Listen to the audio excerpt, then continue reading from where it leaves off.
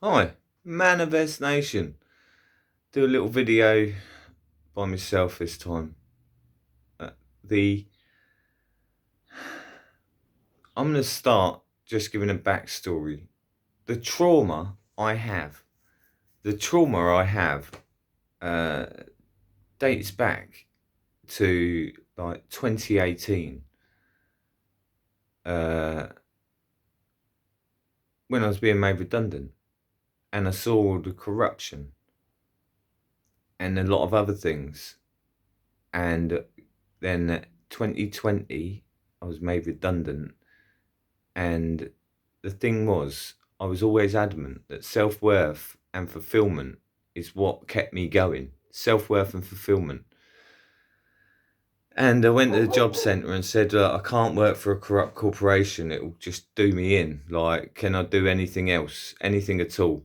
Just no corrupt corporations. It just makes me feel sick.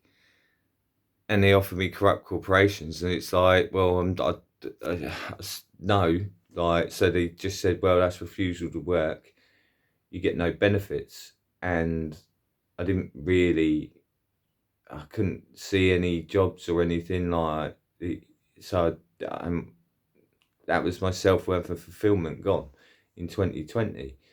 And all the years I could have got rid of my house at any point, but my girlfriend that I lived in that house with, she left, and the reason she left was, to my belief, that her brother was being such a pain that every time she travelled back and forth to Ely, uh, he was he was basically putting himself in hospital, and she's like, this is and it was all too stressful for her. So she's like, I can't do this. So she moved back, but I always considered it that she might come back. And we talked and we talked, and she was getting depressed. The thing was, when she with me, she was happy, and then when she'd go back there, she'd be depressed. So I was waiting for her, and then time carried on, and it's like, well, she'll sell the house, and she wouldn't, and or well, it just didn't happen, and it just never got round to it, and then yeah, the whole pandemic was just trauma after trauma. Watching it all go down, like literally, I haven't lived in 7 years, the 6 years or whatever it is. The just haven't, like, society was removed, and the I mean, I don't care about money or anything like that. I always loved work. I just love people, and society was just screwed, and it was breaking my heart as an empath. As an empath, I feel all the pain. I see it all, and I'm like, oh, this is terrible. But because I'm feeling everyone's, and I was saying to my family, like, ask me to come back, and I'll come back. But me and my dad were having such arguments about, because he got vaccinated. We were having arguments about it, and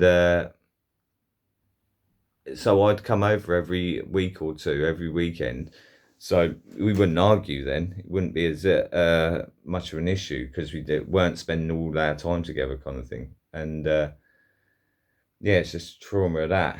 And then 2023, my brother died. And when he died, he was in hospital. And yeah, that was traumatic. That was hard. And then after that, dealt with all his funeral, all that sort of thing. And then my mum just, yeah, something happened to her. She got ill, went in hospital, came out, went home. A couple months later, my house flooded.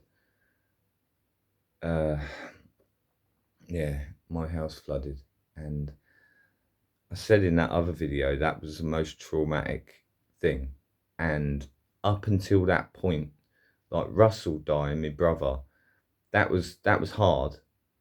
Like, but the actual trauma of that, walking in that house with all that water and going through that whole thing was unbelievable. Like, unbelievable trauma. And I was going through that, trying to get the house done through the insurance, all this sort of thing. And I'd had to move back in my parents, and my mum was ill. My dad, he was all right, but ever since he got the vaccine, he was getting worse and worse and worse, deteriorating constantly. Uh, yeah, constantly. And then my mum got ill. She was ill already, and I was in here.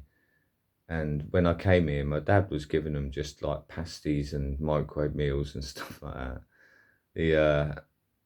I was like, I'll cook. So I cooked every day, every single day, big meal for all of us. And yeah, quite big bowls. But yeah, I was cooking dinner, and then uh, later that year, my mum passed away, and she passed away at home. And I remember because I was dealing with the house, I'd had another leak in my house, and I had it fixed, and then the people that fixed it didn't do it right, so I had to get some other people out, and they wouldn't answer my call, but yeah, I had to get some other people out to come and do it. And when I went to do it, I came back. I spoke to my mum that morning, like Dame spoke to her that day. Spoke to her that morning, and yeah, she was whatever, but I don't even remember what she was like in the morning. But I would always speak to her before I left anyway. But I remember getting back. I just remember her like she was leaning forward, and my dad was sitting in the chair, but he wasn't really, because my mum would sit like behind him to the left, so she wasn't in his eye line. And yeah, I mean, he was awake when I walked in, because I'd walked in, but he was probably asleep. Yeah, and yeah, so I called for an ambulance. But yeah, they said the reason I'm saying all this is all the trauma that built up, and the reports that have been written on me. Like, they're accusing me of abusing or neglecting my parents, and part of it, they keep in there. They say my mum was found covered in feces and urine, and I was there. And when the ambulance came out, she was moving her off the sofa, and she said she sawed herself. I was like, I was a bit confused. Like, she hadn't done that. Well, she had pants for that, but when she had done it, like, I followed through. But I looked at her, and she said sometimes it happens. Like, and my mum, she was pretty much gone at that point. When I got back, she was pretty gone. Like, she could open her eyes and stuff, but she was just not there. And they said like she's probably not going to make it. And I kind of knew it. I mean, I stayed here with my dad rather than going with her. Going with my mum. My dad was well cut up. Like, yeah, he was pretty upset. Because he was sitting right there. Yeah, and she was eating well. She was eating better than she would have. Before she was eating, like, she's never eaten much, and she was eating quite good meals. But yeah, when they done the autopsy, she had quite aggressive cancer. But yeah, she didn't want to go to the hospital or doctors or anything. The Yeah, and then we dealt with all that. The funeral, and then a couple of months after my mum's funeral, my dad's getting ill. So I get him to go. There's a nurse comes out, sees him, and we get him to go to the GP. All these different appointments over 6 weeks. Told him like he's got a bacterial infection. It took a month to give him any antibacterials, but yeah. And then after 6 weeks, I have to call for an ambulance because he's not very well, and he spends 12 days in hospital. And they call me up and say take him home, and me and my dad are like, what? no, no, you treat him like, and they said, no, take him home. I brought him home, 48 hours later, he'd gone. And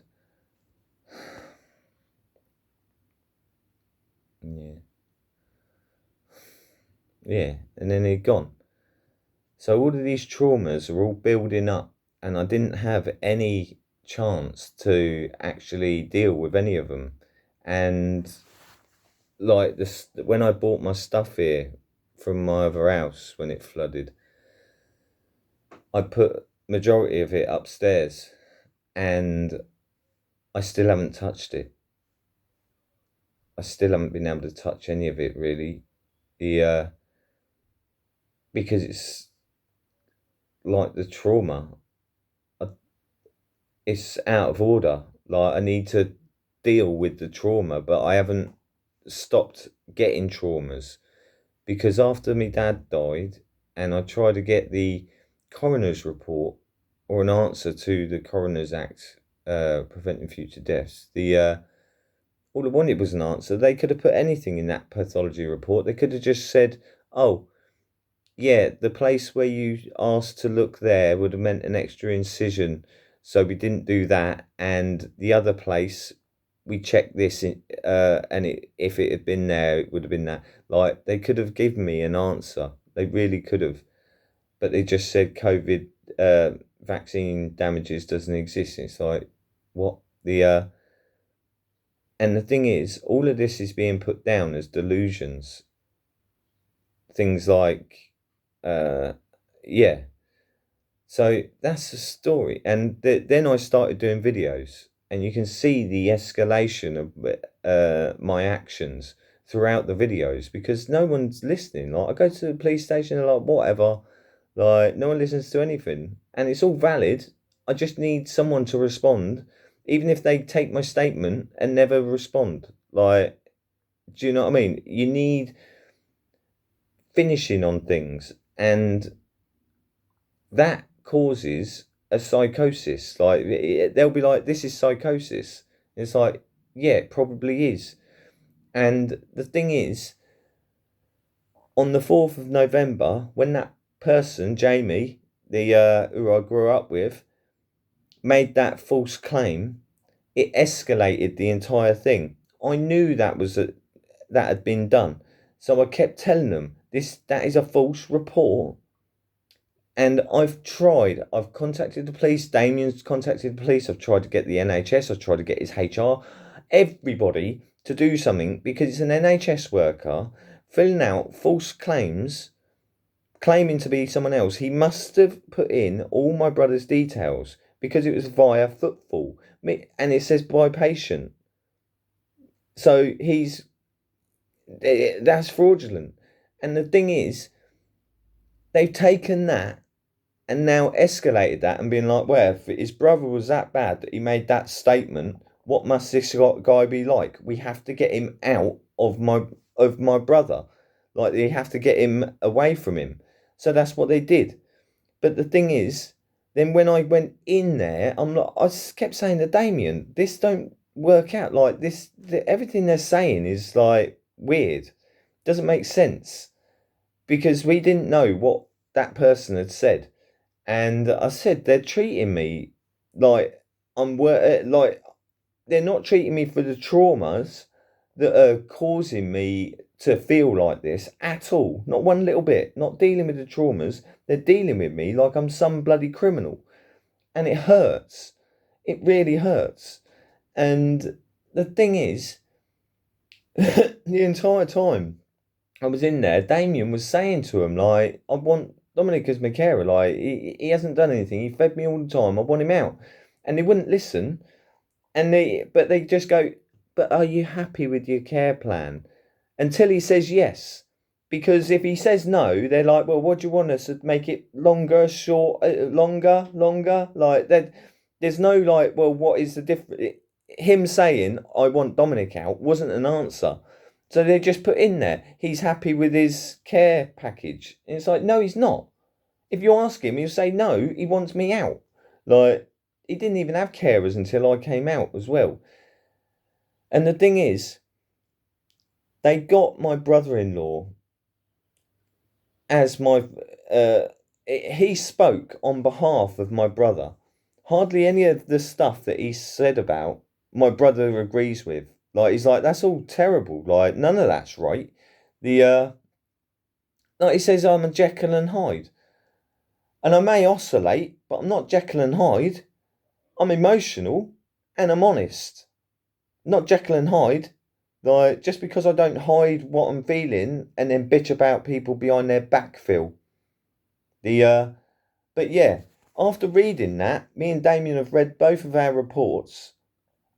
Damien, my brother, has me as his brother. His sister is pretty much screwed. My brother-in-law would be the only other person my brother has in his life apart from me. My brother-in-law. And after reading those reports, I doubt there's any chance Damien's going to allow Philip to be his and it have anything to do with him, because it's clear that he didn't listen to Damien, and then he maliciously lied to make me sound really bad. And then after I get out and all this sort of thing, there's a point where I actually ask him, and I'm on the phone. I'm not on the phone. He's there, and I'm recording it, and I ask him, like, why was I in there? Why did they keep me in there? He says, because you were preventing Damien from seeing social services, from getting care. You were preventing Damien from getting care. And I was like, no, I didn't, because he refused it every time they asked him. He refused it. He said, I don't want carers. So how was I preventing him? And Phil said, no, that's why you're in there. I don't know any other reason. Don't know any other reason. But after reading the report, there was all the reasons that you told them, and they think Damien agrees. There's no statement from Damien saying what I'm like. Not one. There's literally hardly any good thing about me in there. Not one. They said I threatened to kill fucking bailiffs. Didn't happen. Didn't happen at all. There was a conversation, but I didn't threaten anyone at all. And I made sure every time to say this is definitely not a threat. It's not a threat. It's not a threat. It's not a threat. Gave loads of bloody different ways to say it. Unbelievable.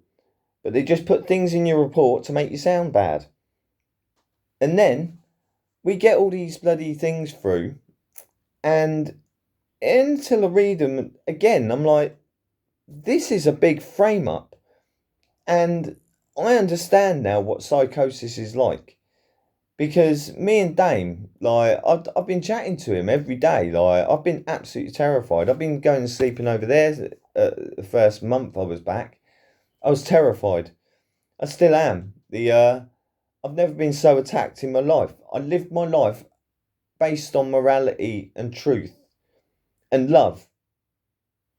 Free will was my most important things. The most important things to me. And then after reading all those reports, which are now there in fact, and every time I try to get stuff done, they don't listen and just say, go away.